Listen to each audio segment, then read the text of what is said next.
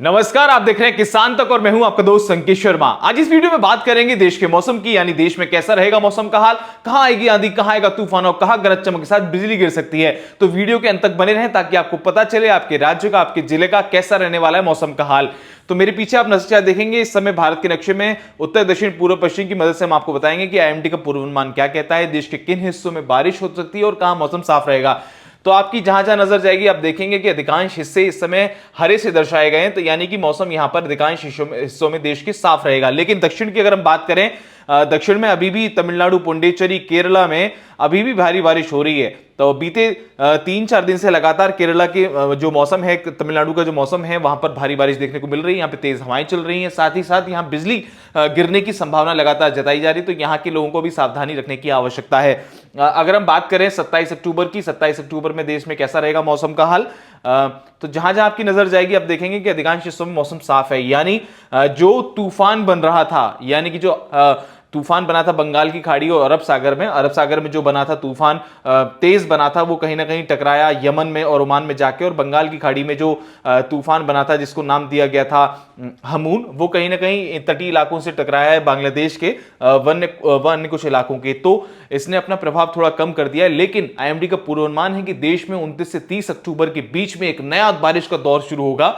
तो अभी जो मौसम आप देख रहे हैं कि देश के अधिकांश हिस्सों में मौसम साफ है, शुष्क बना हुआ है, केवल सर्दी का आगमन हो रहा है। लेकिन 29 और 30 तारीख के आसपास देश के तमाम ऐसे राज्य हैं जो पूर्वोत्तर के राज्य हैं, यहां पर भारी बारिश आपको देखने को मिल सकती है। ऐसा इसलिए बताया जा रहा है कि जो बंगाल की खाड़ी का क्षेत्र है, यहां पर एक साइक्लोनिक सर्कुलेशन बनना शुरू हो गया है। क्योंकि इससे पहले तूफान आया था हमून, वो तो अब थोड़ा सा शांत होने लगा है, लेकिन उसने भी काफी सारा नुकसान पहुंचा है तटीय इलाकों को, जो बांग्लादेश के तटीय इलाके हैं, या फिर अगर हम बात करें उड़ीसा के आसपास के कुछ इलाकों की, क्योंकि 50 से 70 किलोमीटर की प्रति घंटे की रफ्तार से वो तेज हवाएं अपने साथ में लेकर आया था। लेकिन अब बताया जा रहा है कि वो फिर भी शांत है। लेकिन 29 और 30 अक्टूबर के टाइम जो रहेगा, आने वाला जो समय रहेगा 3-4 दिन के बाद, जब देखने को मिलेगा देश के अधिकांश हिस्सों में बारिश देखने को मिलेगी, और अधिकांश हिस्से होंगे पूर्वोत्तर के। साथ ही साथ अगर हम बात करें, ये जो केरल के आसपास का क्षेत्र है, यानी दक्षिण के इलाके हैं, यहां पर भी मौसम आपको बारिश वाला देखने को मिलेगा। लेकिन 26 अक्टूबर की अगर हम बात करते हैं तो हम देखते हैं ये जो इलाके हैं, 27 अक्टूबर को हम देखेंगे दक्षिण के इलाके हैं, केरला में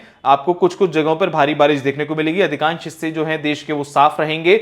लेकिन बताया जा रहा है कि ये जो वेस्टर्न डिस्टर्बेंस एक हल्का सा क्रिएट होने वाला है आने वाले समय में। तो जब वेस्टर्न डिस्टर्बेंस क्रिएट होगा, यानी पश्चिम विक्षोभ जब आएगा उत्तर हिमालय क्षेत्र से, हम देखेंगे कि हिमाचल के आसपास के इलाकों में, हिमाचल हुआ, उत्तराखंड हुआ, आपका लेह लद्दाख का ये जो क्षेत्र है, चाहे वो गिलगित बाल्टिस्तान, मुजफ्फराबाद हुआ, वहां पे हल्की फुल्की आपको बारिश का मौसम देखने को मिल सकता है। थोड़ी बहुत हल्की फुल्की बर्फबारी भी हो सकती है। लेकिन देश के अधिकांश हिस्सों में आप देखेंगे, मध्य भारत की अगर हम बात कर लें, चंडीगढ़ की बात करें, दिल्ली की बात करें, पंजाब की बात कर लें, हरियाणा की बात कर लें, राजस्थान है, ये तमाम ऐसे इलाके हैं। कुछ हिस्सा अगर हम बिहार का भी ले लें तो यहां पर मौसम अधिकांश हिस्सों में साफ रहेगा।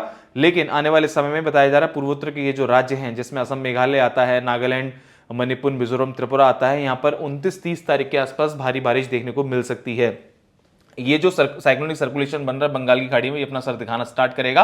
2 से 3 दिन का ये समय लेगा, उसके बाद मौसम परिवर्तित होगा। दक्षिण में भी कुछ राज्यों में बारिश तेज हो सकती है। अब जो नई समस्या आ रही है, यानी दिल्ली एनसीआर से जुड़े हुए आसपास के जो राज्य हैं, चाहे दिल्ली हो गया आपका, पंजाब हो गया आपका, हरियाणा हो गया, उत्तर प्रदेश हो गया, इन शहरों, इनके प्रदेशों के शहरों में एक नई समस्या आ रही है दिल्ली एनसीआर के आसपास।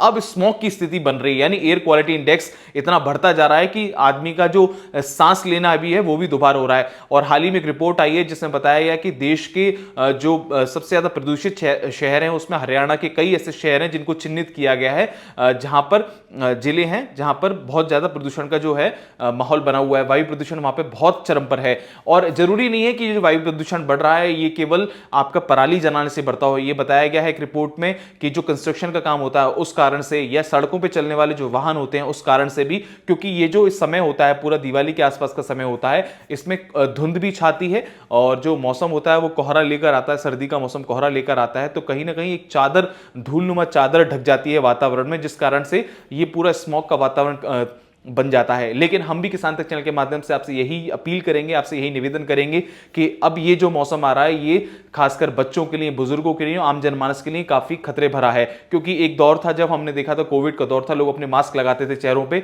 अब वही दौर आ रहा है फिर से लौट के। वायु प्रदूषण से बचने के लिए आपको मास्क लगाना चाहिए, अपनी आंखों पे चश्मा लगाना चाहिए, क्योंकि जब जैसे जैसे स्मॉग बढ़ेगा, एयर क्वालिटी इंडेक्स बढ़ेगा, तो ये आंखों में जलन पैदा करेगा। इस कारण से भी आपको परेशानियों का सामना करना पड़ सकता है। तो एयर क्वालिटी इंडेक्स को बेहतर बनाया जाए। कोशिश करें कि आप जो वाहन, अगर आप जाते हैं, पर्सनल वाहन से जाते हैं, तो आप कोशिश करें कि पब्लिक कन्वेंस का प्रयोग करें। साथ ही अगर आपके साथ कोई साथी है तो आप कोशिश करें कि कारपूल भी आप कर सकते हैं। इस कारण से भी प्रदूषण में आप प्रदूषण को कम करने में अपना सहयोग देंगे। तो आशा करते हैं खेती किसानी और मौसम से जुड़ी तमाम खबरों के लिए आप हमारे साथ बने रहेंगे। धन्यवाद। अगर ये वीडियो आपको पसंद आया है तो इसे लाइक ज़रूर करें। अगर चैनल अभी तक सब्सक्राइब नहीं किया है तो कर लें और नोटिफिकेशन पाने के लिए बेल आइकन भी दबा दें।